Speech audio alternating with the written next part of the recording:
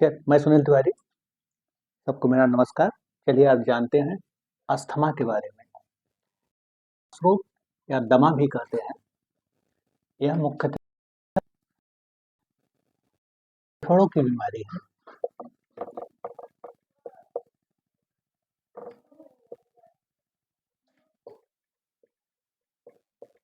इसमें होता क्या है कि पैंक्रियाज में सूजन आ जाता है या श्वास नली शिथिल पड़ जाता है।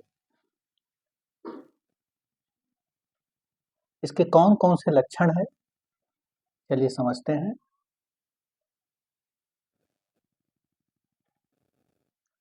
खांसी आना,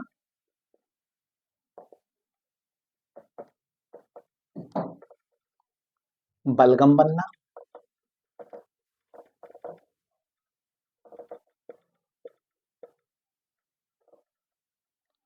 छाती में जकड़न,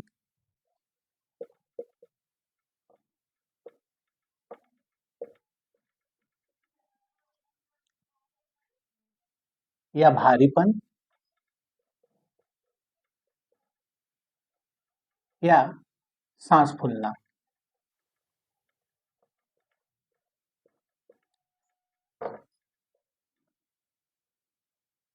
गले का अवरुद्ध हो जाना, यह भी एक लक्षण है।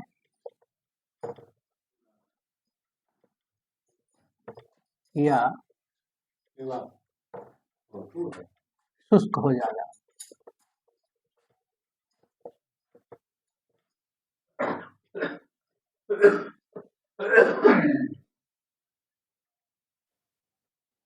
बेचैनी होना,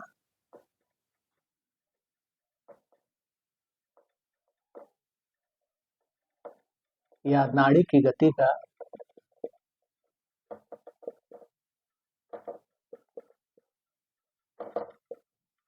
का बढ़ जाना।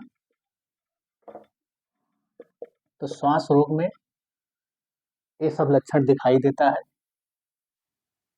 खांसी आना, बलगम बनेगा, या तो छाती में जकड़न, भारीपन या सांस फूलेगा, गले का अवरुद्ध होना या तो शुष्क हो जाना, बेचैनी होना या तो नाड़ी की गति का बढ़ जाना। और सांस की गति के होने का मुख्य कारण कौन कौन सा है? तो इसके 3, 4, 5 कारण प्रमुख हैं। उसके अलावा कुछ अन्य भी कारण होते हैं। तनाव, एंजाइटी,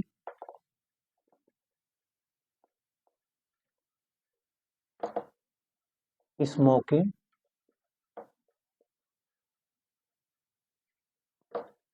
मोटापा,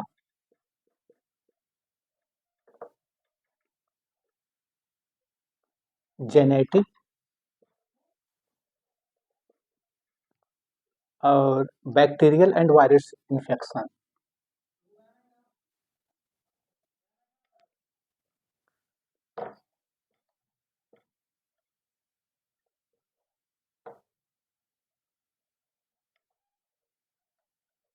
इन्फेक्शन। इसके अलावा कुछ अन्य कारण भी होते हैं, जैसे पोल्यूशन,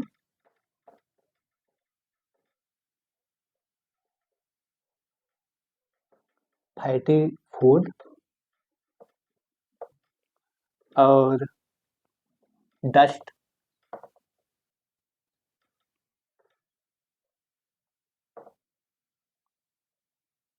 हाउस होल्ड केमिकल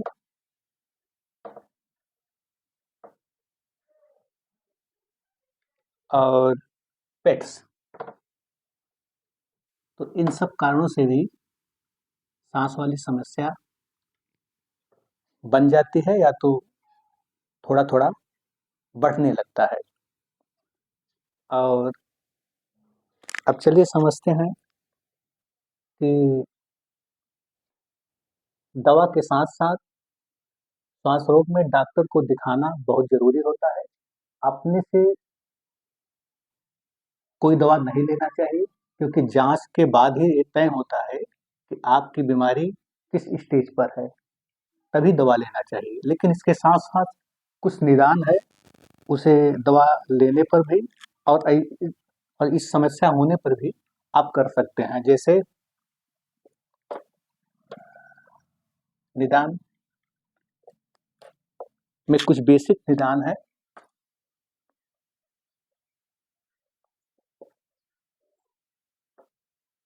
और दवा के साथ-साथ निदान बहुत ज़रूरी है, इसे करना चाहिए। जैसे गर्म पानी का सेवन,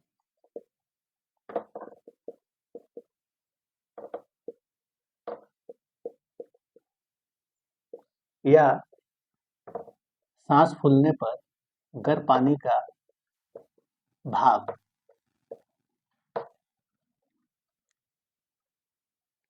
यदि शीत और बलगम बन रहा है तो साथ में विटामिन ई का कैप्सूल उसमें डालकर भाप ले सकते हैं। दूसरा, दूध में देसी अंडे का सेवन।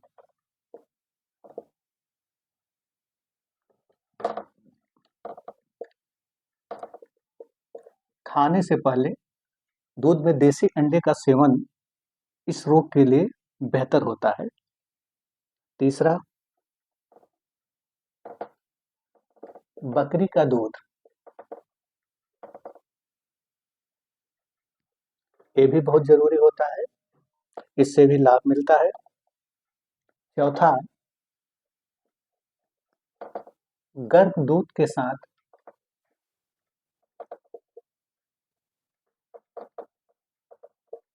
चिरौंजी का सेवन।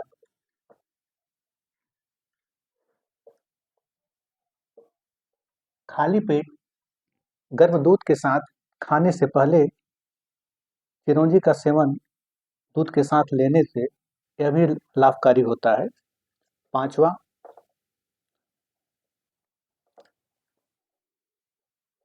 गुड़ वाली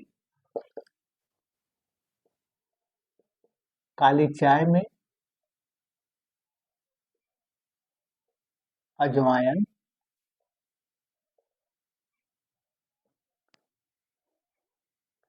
दालचीनी,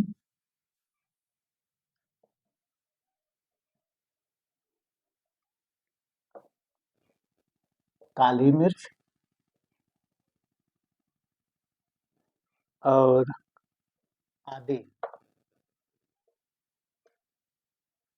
खूब उबालकर काढ़ा पीने से इस रोग के लिए फायदेमंद होता है। गर्म दूध में शाम के वक्त गर्म दूध के साथ हल्दी का सेवन,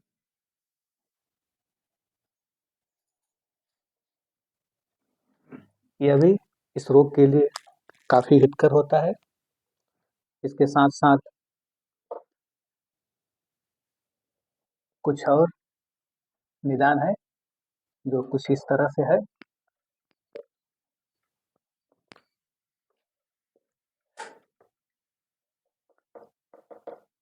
गाजर का जूस या चुकंदर का जूस, लेकिन जो डायबिटीज के पेशेंट हैं उनको नहीं लेना है। अलसी का सेवन,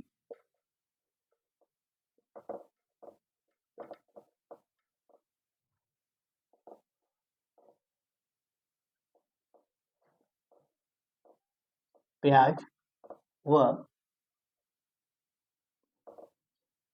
लहसुन का सेवन,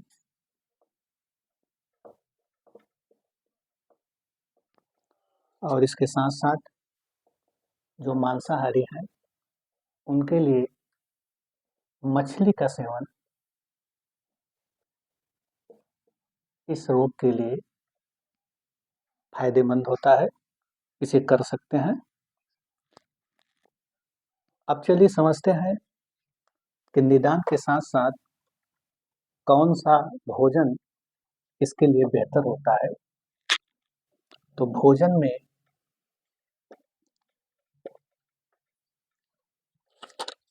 हरी सब्जियों का सेवन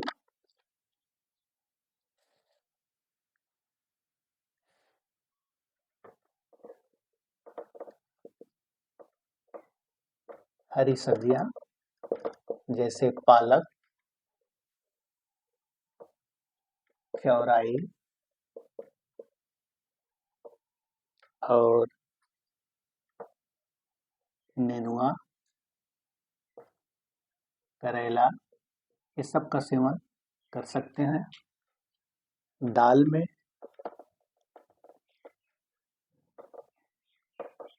अरहर का दाल, मूंग का दाल,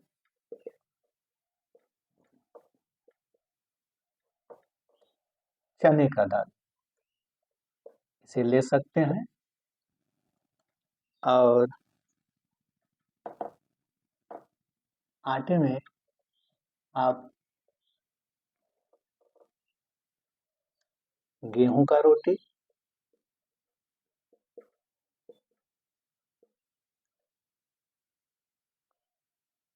जौ का रोटी, चने का रोटी और सत्तू का रोटी, यह भी बहुत फायदेमंद होता है। इसमें से आप जो भी पसंद हो उसे आप ले सकते हैं। और इसके साथ साथ परहेज रखना बहुत ज़रूरी है। तो परहेज के लिए इसमें चिकना, ठंडी पेय जैसे मट्ठा, दही, कोल्ड ड्रिंक्स, ये सब नहीं लेना है। आइसक्रीम से अवॉइड करना है। शराब, तंबाकू, स्मोकिंग, इन सब चीज़ों से अवॉइड करना है। और इसके साथ साथ कुछ योगासन है, इसे आप कर सकते हैं, क्योंकि दवा के साथ साथ योगासन और नियम का पालन करना ये बेहद ज़रूरी है। तो योगासन के लिए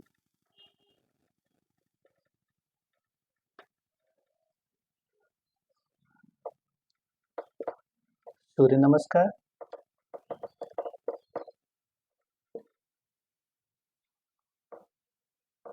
अनुलोम विलोम,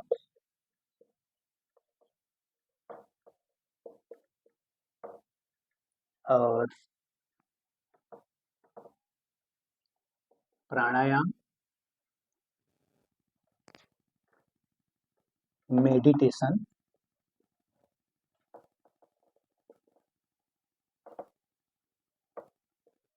सुबह का टहलना, कम से कम 2 किलोमीटर ज़रूर टहलना चाहिए। और एक भी टहलेंगे तो तब पर भी ठीक रहेगा, क्योंकि श्वास रोग में जब नाड़ी की गति तेज हो जाती है और शुद्ध नाड़ी ऐसे रोगियों में कमजोर हो जाता है, जिससे इस सब समस्या का जन्म हो जाता है। अब चलिए समझते हैं कि इसमें कौन कौन सा जांच जरूरी होता है, और डॉक्टर अक्सर यही जांच कराते हैं। तो जांच के लिए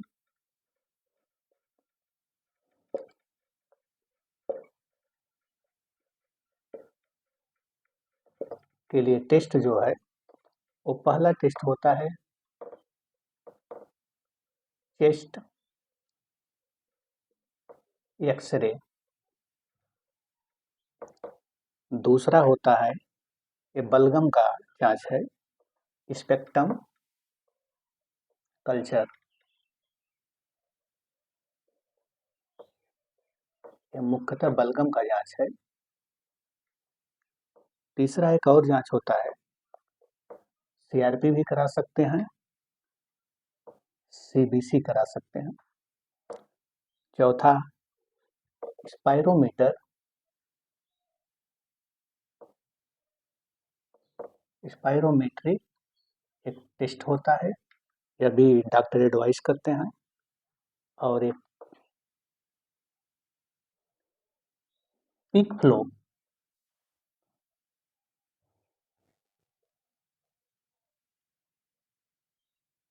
तो श्वास रोग में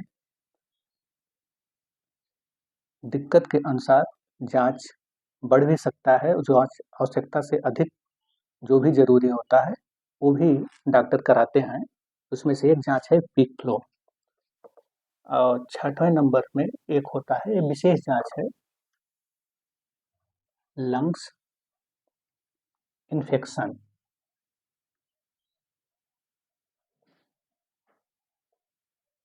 टेस्ट। जब कोई संक्रमण हो जाता है तो उसमें डॉक्टर अक्सर लंग्स इन्फेक्शन टेस्ट का भी जांच का एडवाइस देते हैं।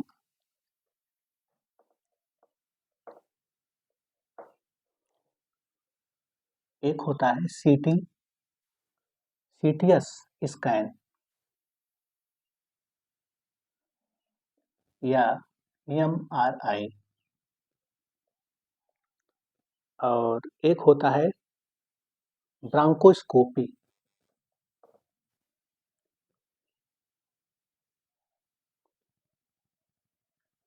ब्रांकोस्कोपी।